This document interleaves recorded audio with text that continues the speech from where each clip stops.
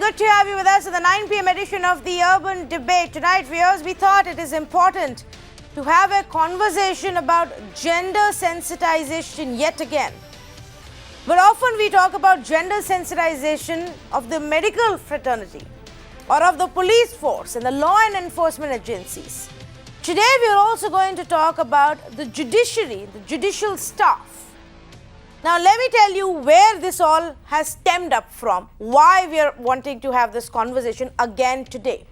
The Supreme Court today, viewers, quashed an order by the Madhya Pradesh High Court dated July 2020. This was a bail order that the Madhya Pradesh High Court had given, directing the accused in a sexual assault case was asked to get a Rakhi tied by the complainant, by the person he had allegedly assaulted. And this was the condition for bail given by the court in that order. And I don't know how many of you remember, but we actually discussed this case and that controversial order back in July 2020 when it came out. And the conversation we had even then was that perhaps even in judiciary and for our judges, there is some amount of training in gender sensitization that is required. Now, today, the Supreme Court has said exactly that. The Supreme Court has in fact said that the greatest sensitivity needs to be displayed in the judicial approach as well as the language and the reasoning that is used by a judge. Supreme Court says that even a solitary instance of such order reflects adversely on the entire judicial system. Couldn't agree more with the Supreme Court. They say that such orders undermine the guarantee of fair justice to all, especially to the victims of sexual violence.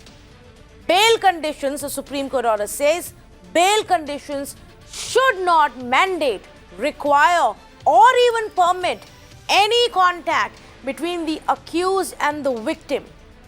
Now, if you don't remember, in this case, the bail order said, go to the accused's house, get a Rakhi tied from the woman you allegedly sexually assaulted, give gifts to her children, take your wife along. Those are the conditions.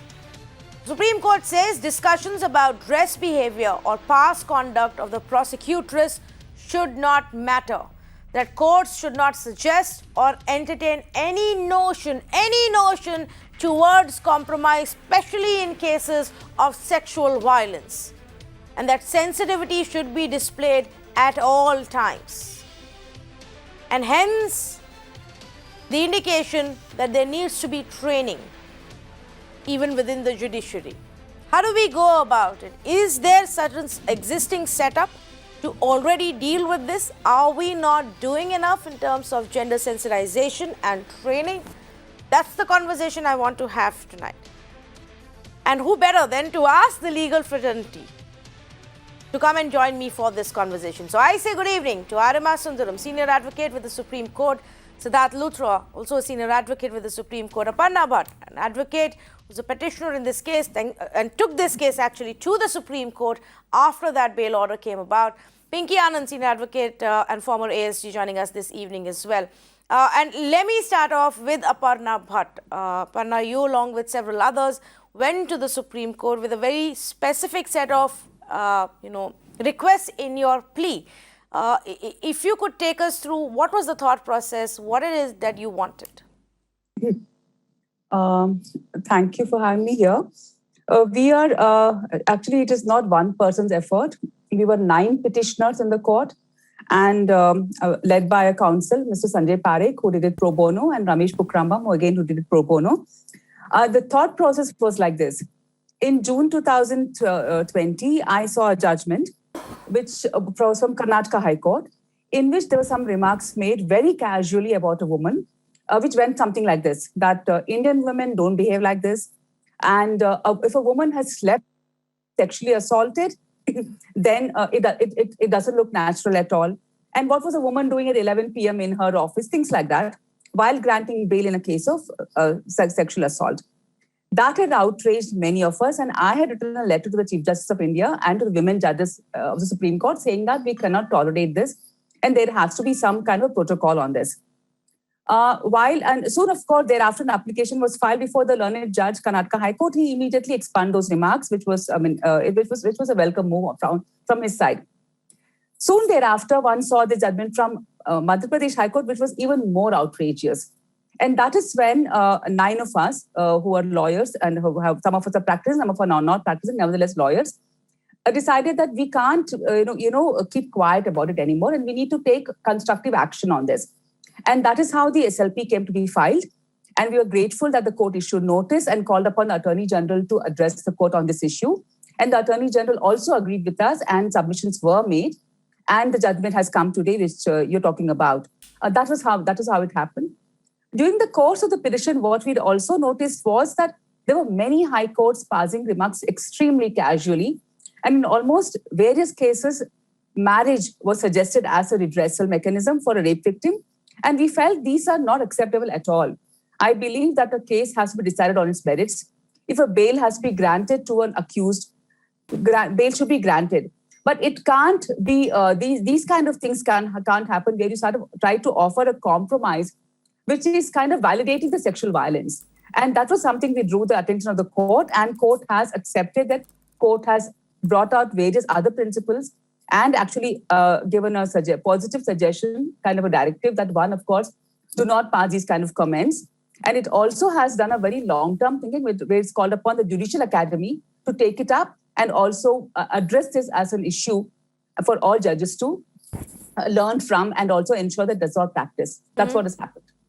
Okay, and you gave a few examples, and in fact there are so many. When we were researching and preparing a list to help our viewers also understand why this is so important, there were just so many examples to choose from, and I think over the next half or 40 minutes we will take our viewers through that. But Pinky Anand, if I can come to you as well. And not often, maybe in the Supreme Court, do we come across such controversial judgments, but it is quite prevalent in some of the lower courts, especially the trial courts. Now, how do we address this problem? So you're right, Navika. Basically, this whole issue has been something which has been pervasive for a long time. It is not the first time this has happened. And yes, we have noticed several judgments, particularly, as you know, this concept of even this ideal rape victim has arisen, and this has been covered to some extent by the judgment today, which deals with what are the typical notions that are there regarding a woman and how this should be addressed. But really, the only answer which possibly one can find in this entire system is to ensure that there's a systemic exercise. And really, I think Aparna and all have done a fabulous job in bringing this up as a systemic issue, because it was coming in bits and pieces. So it was happening in Karnataka, it was happening in Madras, it was happening in Bihar, it was happening in Mumbai, it was happening at the Nagpur bench. And this was a reflection which was coming across of what and the biases, the patriarchal biases, if you like, or the mindset of people, the cultural ethos was really prevailing in the judgments, and how it was felt that simply by some kind of apology or money or sweets or tying Rakhi, that would put paid to all the evil that was done. And therefore, in fact, as Aparna rightly said, validating sexual assault. This cannot ever be. You have to take the first step forward. And I think the main way is, one, the judgment today does lay down the entire parameters for this kind of exercise, one. The secondly, the Attorney General's suggestion, and it was solicited specifically by the Supreme Court. And when the Attorney General basically came forth with gender sensitization, particularly at all the Judicial Academy levels, and some kind of module to be developed, I think we have far realized that we have done a lot. We have done a lot in terms of law. We have made all sorts of laws, we've amended the laws, we've modified the laws, we have made the laws stricter as far as sexual assault and rape are concerned, but the implementation of those laws. Now, you will recall all this comes principally in the context of bail. Now, just this entire concept of any of the courts feeling that bail can be granted on this condition if there's an apology or there's a tying of a Rakhi or brother and sister relationship, just shows that we really need to veer away from this. So the answers yes, the judgment of the Supreme Court, which has come today, indeed a landmark one, which lays down the principles behind such issues and the principles which need to be followed ahead on these issues after taking into account, I think, the entire length and breadth of the various High Court judgments that have come. So we're very grateful to that. Secondly, the movement to sensitize not only at the legal education level at the grassroots, but at the Judicial Academy and other institutes of excellence and of academics. I think this is where really it needs to go, because we need to pervade through the system. We need to communicate this through the system. And I think this is what is the attempt which has been made, and a very laudable attempt which will go a long way. Yes, and for our viewers to also understand, and this is what is mentioned, in the order itself. Some of these stereotypes that often come across even in judicial decision making. Women are physically weak. Women can't take decisions on their own. Men are the head of the house. Women should be submissive and obedient. Good women are sexually chaste. Every woman wants to be a mother. Women should be in charge of their children. Wearing certain clothes make women prone to attacks. Women overreact, necessary to corroborate their testimony for that reason. And lack of evidence of physical harm in sexual offense case means that consent was given. These are some of the examples, obviously, of things that have been said, in judicial orders. Mr. Aryama Sundaram, we've often spoken about gender sensitization of the enforcement agencies, even when it comes to medical practitioners. But what about the judiciary? Can we look at an organized system? Is there an organized system in place but not functioning properly? If Navika, that I don't know, that was addressed to me. Well, Tanvi, let's accept one fact. Yes, Pinky Anand, I'll just come to you in just a bit. Let Aryama answer that and I'll come to you.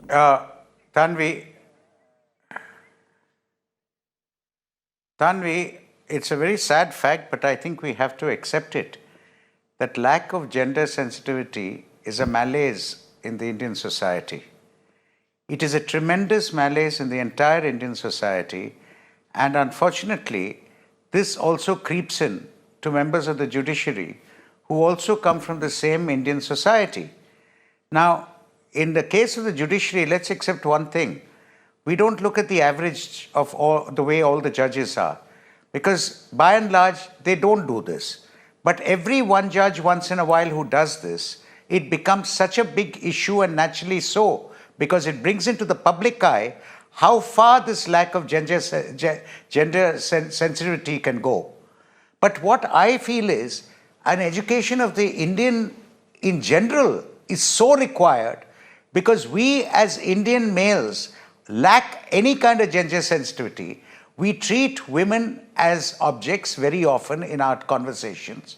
The fact is also that a woman's reputation is belied by a very word, and you threaten a woman by saying, if you don't agree to this, I am going to ruin your reputation. This is a factum of life, which is why some judges who also come from the same society, carry it onto the bench, carry on these notions, these ideas onto the bench, and then it reflects in their judgments. Fortunately, it happens in very few cases. But in the case of the judiciary, I'd say that one bad apple can ruin the whole basket.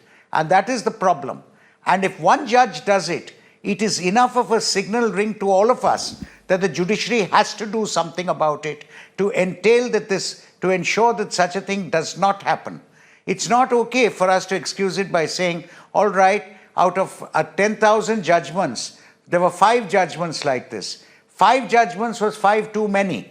And if that has even crept into the judiciary, it is something that has to be viewed very seriously. And I'm so glad that this case, which was decided today, has seen it in a macro level and not just a micro level of a particular case, has looked at the whole thing in a macro level, which is so important, because till now, we have looked at repairing a wrong judgment of an errant judgment. We have looked upon repairing that very judgment, have criticized, and even the appellate court then corrects that judgment and says such judgment should not be passed. Today is for the first day that the court has actually looked at it at a very macro level, and I'd say also proactive level, to see how can there be judicial education to ensure that that one bad apple out of 100 judges does not come up with a judgment like that. And therefore, I feel that it is the first step which we have taken today, but there's a long, long, long way to go, because we have to really see that entire Indian society has to be educated in this. And it's not just confined to the judiciary, but when the judiciary does it, fortunately, it comes so much into the public eye, we become so aware of it publicly that we decide and try to do something about it. And I'm so glad we've taken this step. Yes, and it's also because we have such high hopes, and we pin so many of our hopes on the judiciary, and more so in today's day and age, that when such instances happen, it does become, a very big talking point. For example, and here was one of those instances, the Karnataka High Court judgment, where the order said that the woman went off to sleep after this alleged rape, and how this is not the way our women react when they are ravished. Now, Mr. Siddharth Luthra, there are several such examples where I got a bit confused about the interpretation of law and using the law versus using some of your other own personal understandings, and how that also becomes a part of your judgment, including this one. I mean, bail conditions are usually, pay a bond, don't travel outside, and stay away from the victim. But are there many of such instances where then judges come up with their own interpretations? Okay. There are rare instances when these issues happen. And like any part of society, it is not that they are not known to happen. When I started out about 30 years ago as a professional, the attitudes towards women, towards gender, were definitely not what one would expect. Things have improved a lot. But I will tell you one instance which you may remember. In the Nirbhaya case, Justice Bhanumati penned a very interesting supplementing judgment where she talked about gender sensitization, amongst other things, across society. We all come from the same society, and it is very important that all of us, part of an institution or part of a body, must consider and must introspect. It is important, and I agree with Mr. Sundaram, that there was a great need for introspection, as there is in any other body or institution. And it is important that and it's essential that today the court has seen an issue. They've seen it not as an individual aberration, but as a systemic issue which needs rectification, needs addressal. And once this begins to be addressed, and it must be addressed in real earnest, it's been perhaps too long, we must not just keep paying lip service. So therefore, it was, as your ticker says, the need of the hour. And I'm grateful to our colleagues and others who have really brought this to the fore, because somewhere we had to draw a line and say this cannot go on. And hopefully this is the hour. This is the line that's been drawn. Yes. Pinky Anand, you wanted to make a point earlier. Go ahead, please. No, as I said, I do think that, what has been the most important is that when you have messages go at this time, you're proud of issues like public investigation. There are times when one raises eyebrows and says that, these are motivated and these are vexatious, or they go far beyond the mandate of what is required. But these kind of judgments are what really pave the way for a new tomorrow. The message that goes down, which is obviously loud and clear, is something that cannot be ignored, and that you cannot have a perversion of the systems by such kind of orders which come down and tend to go towards really militating against the rights of women, or in any case in demystifying or in any other way diluting the effect of such sexual assault or rape. So I think the way of judicial activism or judicial judgments and precedents in paving the way for a new tomorrow is a very big hallmark. And this judgment has really done that exercise in the grander way in which it has dealt with the entire subject, not as an individual issue. Yes, and for example, taking off from also what Mr. Sundaram was saying earlier, the judges also come from the same society that, everybody else lives in. Their mindset is also similar to what a majority of our country today sees and believes in. And Aparna, sometimes that also reflects, so many instances where judges have also given the option or lean towards the option of mediation or a compromise, and especially in crimes against women, cases of sexual violence or sexual assault, which actually could be a very dangerous thing to even consider. Yeah, I think, while I completely agree with both the senior counsels, Mr. Luthra and Mr. Sundaram, about what they said, these instances are not so many, and this happens as some comments are passed. I have worked on sexual violence for a very long time, and I've seen too many instances in the courts where compromise is discussed openly. When we know as practicing lawyers that rape is not a compoundable offense. By compoundable, I mean it can't be compromised. You may find that there's no merit in the case and reject it and acquit the person, but there is no system to offer a compromise. But unfortunately, despite that, marriage is offered as a compromise. And that used to always appall me when I would be practicing there and supporting a complainant and making sure that she's able to prosecute effectively. And also, it kind of demoralizes the people who actually bring in complaints. First of all, we all know that sexual violence is very, very highly underreported. So a lot of people do not report. And if reported cases, if the attitude of a judge, please remember, when a complainant goes to court, she looks at the judge who's sitting there and she considers him as her savior of some kind. I'm not saying to sensationalize it, but that's what happens. These complainants do look at them as some kind of a savior. So if the person is put on a high pedestal, tends to actually offer her a compromise of some kind, then her whole integrity or whole interest in bringing a complaint is affected. That whole she'll really wonder why should I bring the complaint at all? Because mind you, in many such instances, the families would have already approached her offering some kind of a compromise, and that is what was concerning us.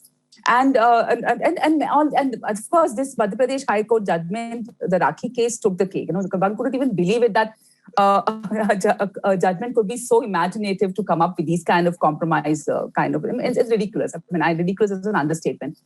So that is something we need to say. Having said all this, I think I would actually like to say that we should move ahead, look ahead, and hope and also work towards making sure that we actually get this judgment implemented. And in that, everyone has a role to play. You as a media have a huge role to play, because one way of making sure it's implemented is constantly reminding every institution that you need to put this into action, because otherwise it'll just remain on paper.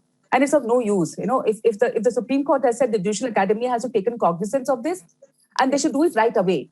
And I would even go a step further and say not just academies of judicial academies, even things like the Lal Bahadur Shastri Academy, where they train bureaucrats and future bureaucrats, those academies, all law schools, and I think every institution which can kind of alter a thought process should engage in this and ensure that these stereotypes are addressed and these stereotypes are completely undermined. And I think that that will be actually a good outcome of this.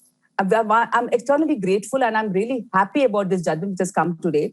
But it will be a better thing if this judgment is actually implemented. And I hope that in a few months from now, we can have a kind of a review discussion on this to see where this has taken us. And I would think that is the more positive thing to do. Instead of what has happened. Let's look ahead and see how we can make sure this is implemented and to ensure that this is not repeated again. Yes. Okay. So let's look forward, Mr. Sundaram. How do we go about implementing this? What the Supreme Court has said today. Who takes the responsibility? What about the judges who are already in the system across the country?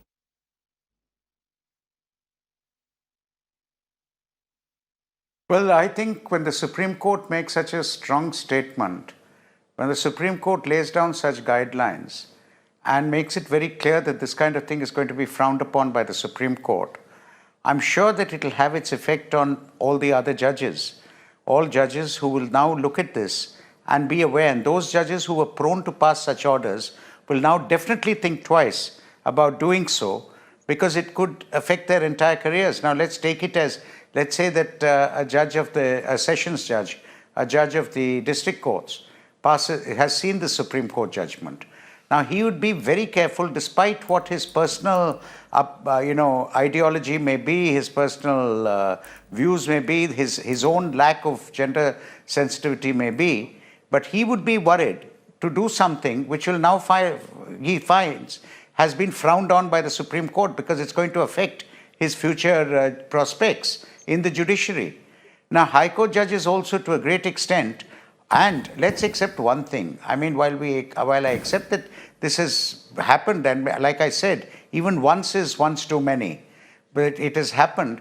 By and large, the High Court judges themselves are not prone this way.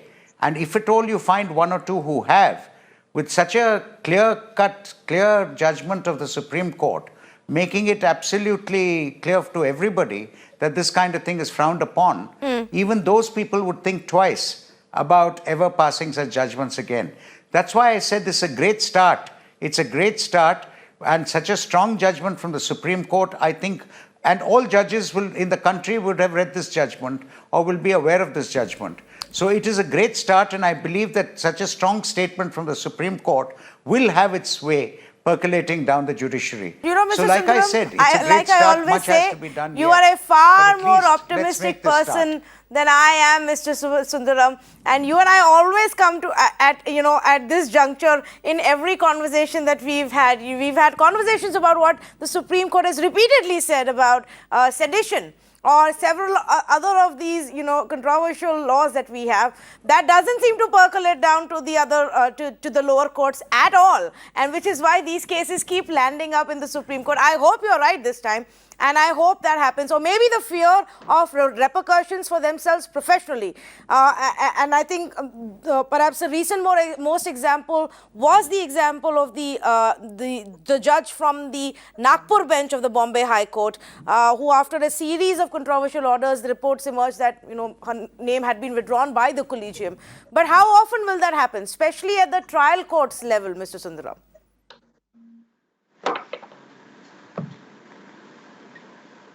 Well, in the trial court level also, you should remember that judges in the subordinate judiciary do hope to go to the superior judiciary and get elevated to the High Court.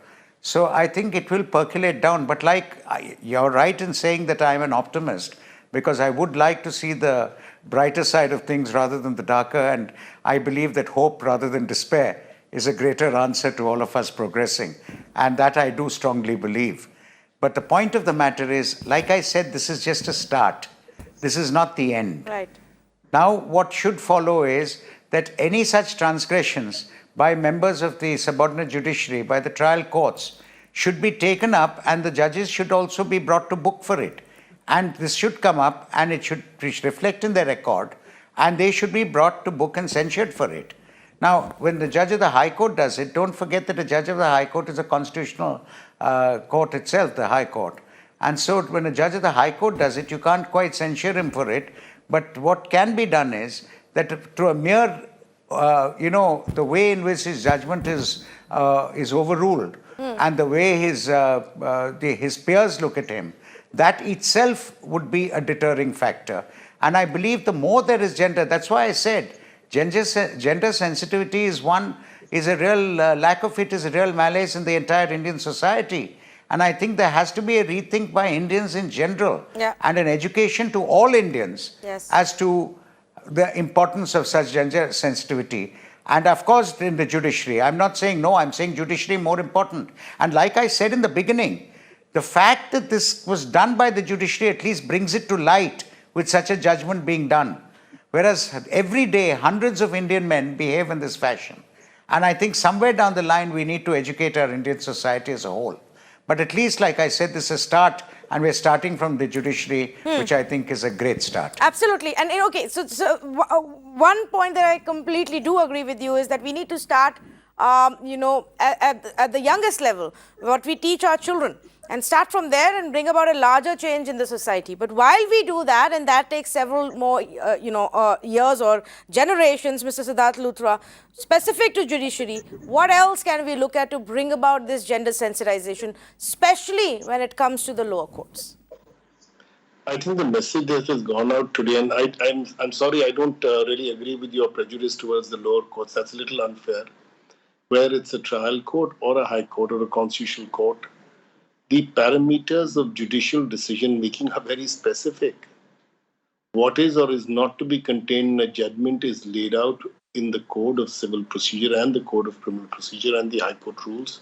And incidentally, you'd be perhaps pleased to know that just a while back, about I would say a few weeks back, a bench headed by the Chief Justice had given guidelines for criminal trials, including how a judgment ought to be framed and how it ought to be specific to the facts and not be all over the place.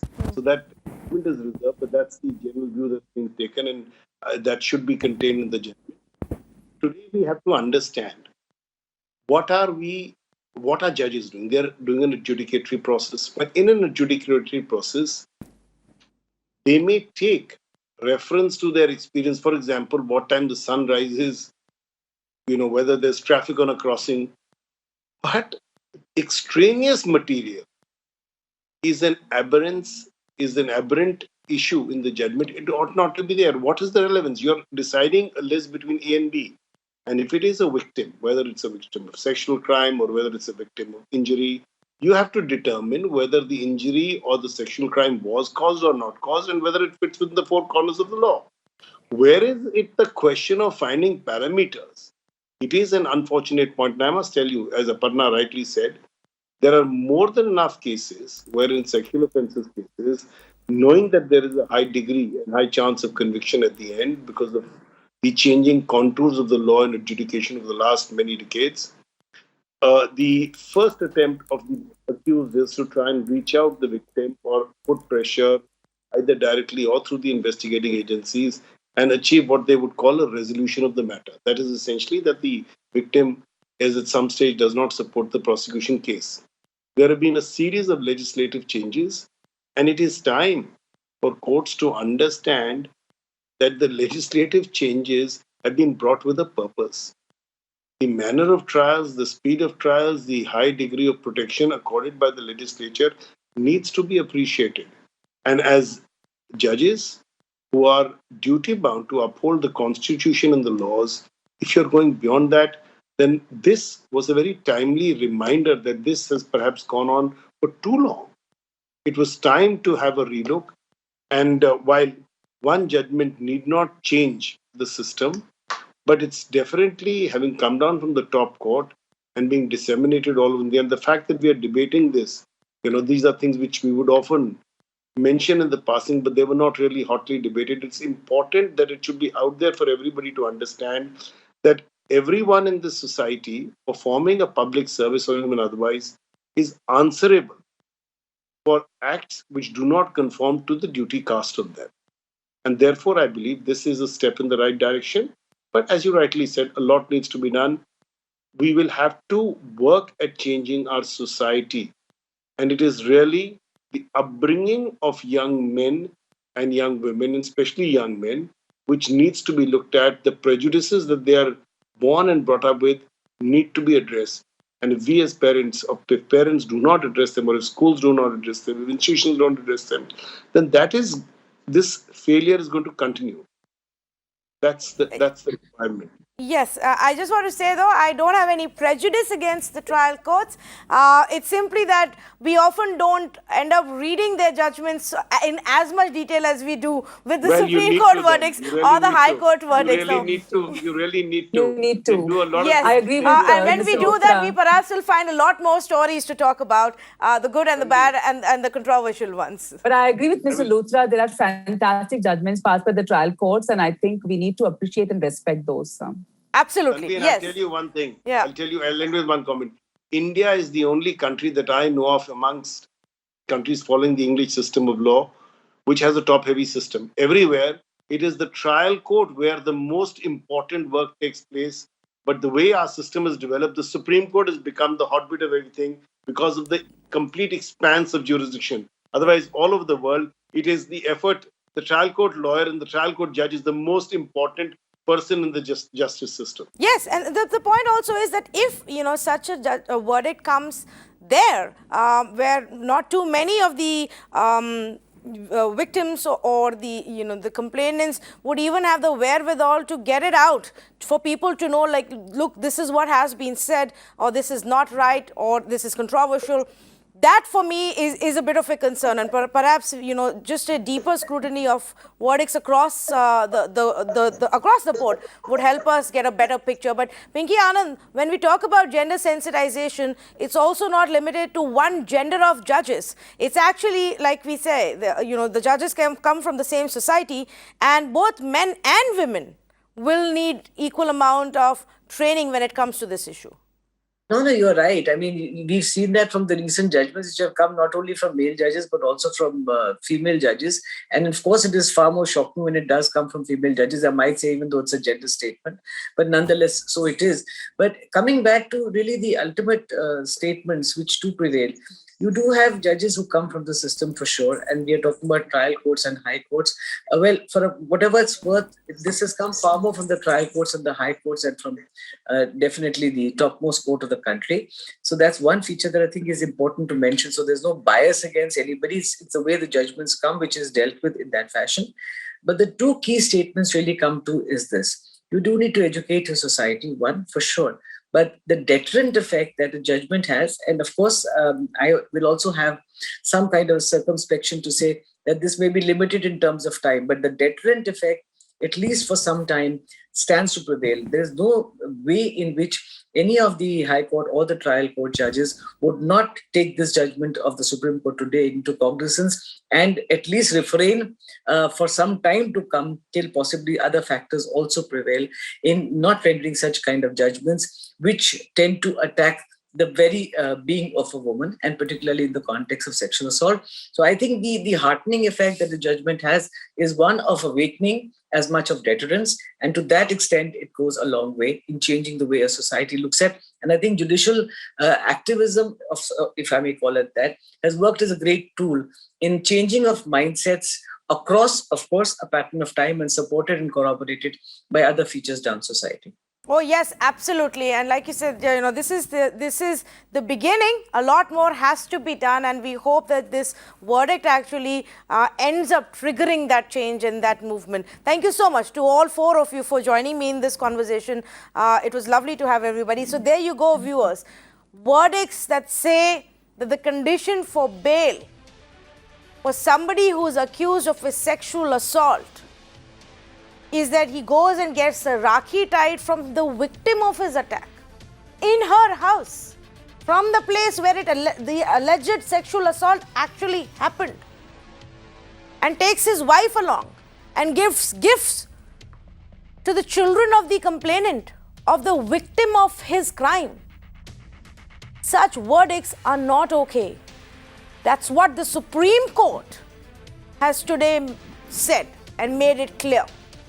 And what is the bigger takeaway from this is the Supreme Court acknowledges that this is not a one-off problem. That gender sensitization amongst our judges, right from the lower sessions courts up to the top, is required for judges of all genders. The stereotypes need to be done away with. They have no place. The stereotype mindset, the mindset about women being weak, women reacting in a specific way when there is a crime done against them, all of those stereotypes have to be done away with, especially in the judiciary. There is no place. A victim of a sexual crime who fights at every stage, right from explaining it to her family, fighting with her family to justify herself and say it wasn't my fault, to then convincing the police that this is actually what has happened to me. Please take action. This is the attacker. Please take action. To then fighting a case in the court where again at every level she has to prove herself and her truth. At that point, all she needs and hopes for is a judicial system that understands and acknowledges the truth and doesn't ask her to compromise. So yes, extremely essential what the Supreme Court has ordered today. Let's hope it gets implemented. Thank you for joining us.